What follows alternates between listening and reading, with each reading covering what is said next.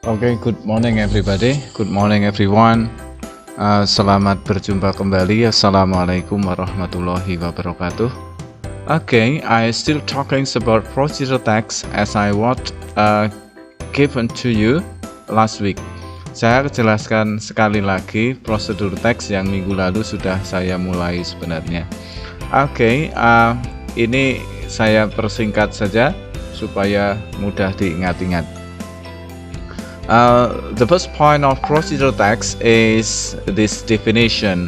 Jadi yang pertama kali kita harus mengerti adalah bahwa tax prosedur itu merupakan sebuah teks yang didesain, teks yang ditulis atau dibuat untuk memberitahu, menjelaskan bagaimana sesuatu itu dilakukan secara runtut.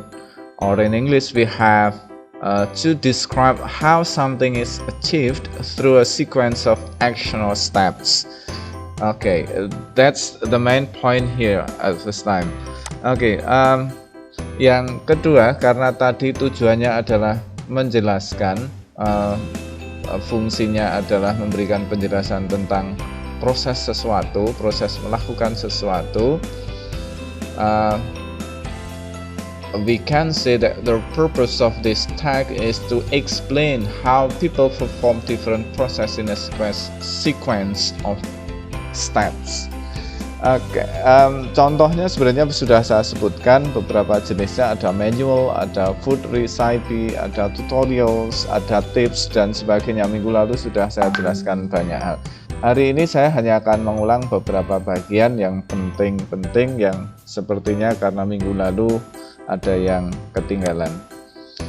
Oke, kalau dilihat dari bentuk teksnya, sebuah teks, kalau itu sebuah tulisan, karena teks tidak harus berupa tulisan, teks bisa berarti sebuah wacana, atau kalau itu diperdengarkan menjadi teks yang diperdengarkan. Nah, kalau dilihat secara fisik, generic structure atau struktur dari teks itu secara umum adalah yang pertama pasti di situ ada tujuannya, goals or aim in English. Jadi biasanya di paling atas itu akan menunjukkan tujuan. Biasanya juga itu tercantum dalam judul dari teks itu. How to make spaghetti. Ya, bagaimana membuat spaghetti. How to make an easier note, bagaimana membuat catatan itu yang mudah dipahami atau yang gampang.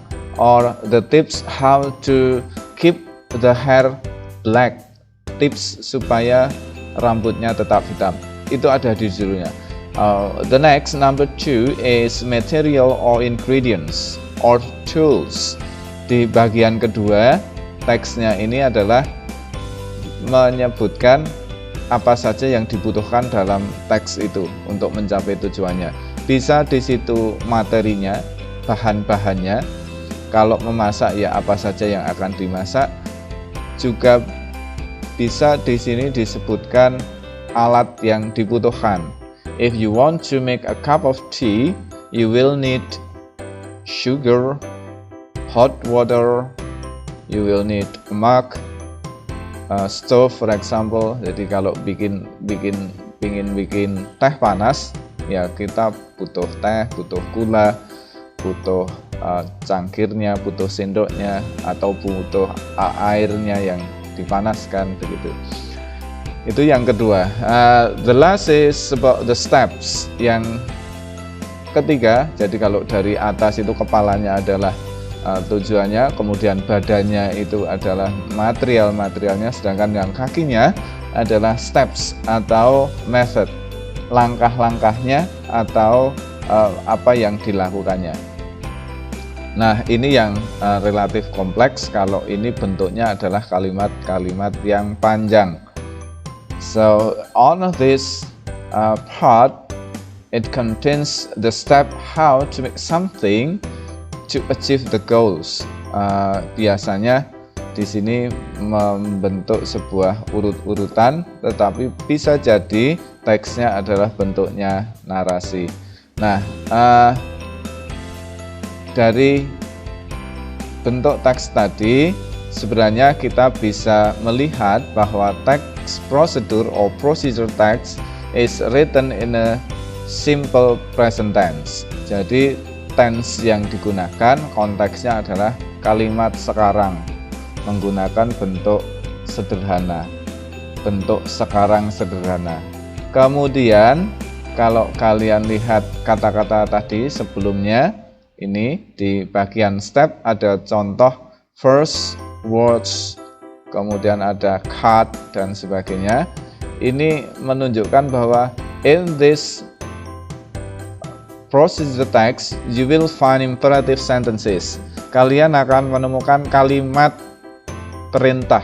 Nah, kalimat perintah biasanya dimulai dengan kata kerjanya. Kata kerja yang tidak diubah-ubah, tidak ditambahi sesuatu, hanya merujuk pada objeknya, misalnya cut the bread, ya potong atau iris rotinya. Don't mix the egg and the flour. Oke, jangan dicampur telur dengan tepungnya. Nah, ini sama dengan ciri yang ketiga, menggunakan action verbs, kata kerja aksi begitu. Misalnya ada potong, taruh, tuangkan dan sebagainya, atau gunting misalnya. Nah, ini cirinya menggunakan action verbs.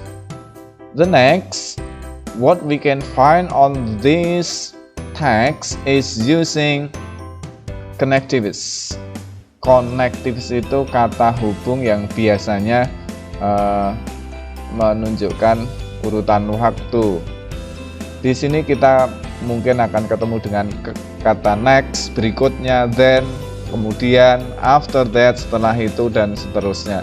Atau mungkin kita akan ketemu dengan kata-kata seperti first, second, kemudian yang kata-kata yang misalnya kata finally, itu akan ketemu di sana. Dan jangan lupa, karena banyak dalam teks prosedur ini ketemu dengan resep masakan, misalnya di situ akan ketemu dengan takaran. Bikin teh misalnya, apa saja yang dibutuhkan, berapa takarannya. Oke, we can say a tea bag, 1 kantong teh misalnya, atau 2 spoonful of sugar, 2 sendok penuh gula. Atau misalnya kalau bikin mie instan misalnya, menggunakan takaran air misalnya 200 ml of hot water. Nah, atau menggunakan kata yang tidak definisi, misalnya jumlahnya pas seperti itu, misalnya tambahkan garam secukupnya. Oke, what is that in English? We will find in some example for the next. Kemudian ada juga beberapa dan sebagainya. Kita mungkin akan ketemu dengan kata some, a lot of, dan sebagainya. Nah, nanti akan ketemu dengan seperti itu. Ini contoh-contohnya yang tadi sudah saya sebut. Ini kalau menggunakan kalimat perintah, put the noodles on the pan, wash the potatoes. Ini action verb, ada put, ada wash, ada fold. Kemudian ada ini yang tadi sebelum saya sebut, menggunakan adverb yang jelas sekali. For 5 minutes, for 2 hours, dan sebagainya.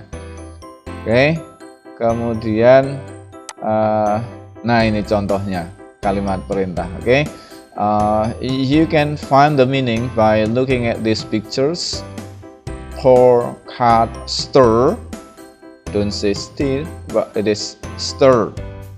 Slices, jadi untuk memotong itu macam-macam ya. Ini cut, memotong. Slice itu kita mungkin juga memotong, tetapi kita bisa menemukan kata-kata seperti memotong, mencincang, merajang. So many similar meaning in this word. Kemudian ada mengupas, ini peel, ada mix. We have the word mix, we have the word blend. kita punya kata mix artinya mencampur, tapi ingat kita juga namanya alat ini blender, maka to blend, to make a blend. Jadi supaya mencampurnya pakai blend, melumat gitu. Oke, here is the example. How to brush your teeth. Ini judulnya. Ini tips saja bagaimana menyikat gigi, ditaruh di judulnya. Ini tujuan teksnya. Kemudian seperti tadi saya sebut, di bagian tengah ada materials, ada bahan, ada materi yang dibutuhkan. You will need a soft toothbrush, toothpaste, and water. Jumlahnya tidak perlu disebut karena ketika di dalam penjelasan berikutnya, stepsnya mungkin ada takaran yang disampaikan di sini. For example, number 1, squeeze some toothpaste on the brush. Jadi squeeze itu kalau pasta gigi itu ya kita tekan supaya keluar itu. Nah, some toothpaste, ya berapa lah cukupnya. Add a little water, tambahkan sedikit air.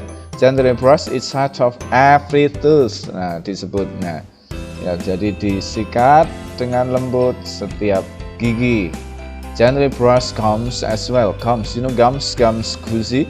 And the last, rinse your mouth with water. Jadi dibilas dengan air.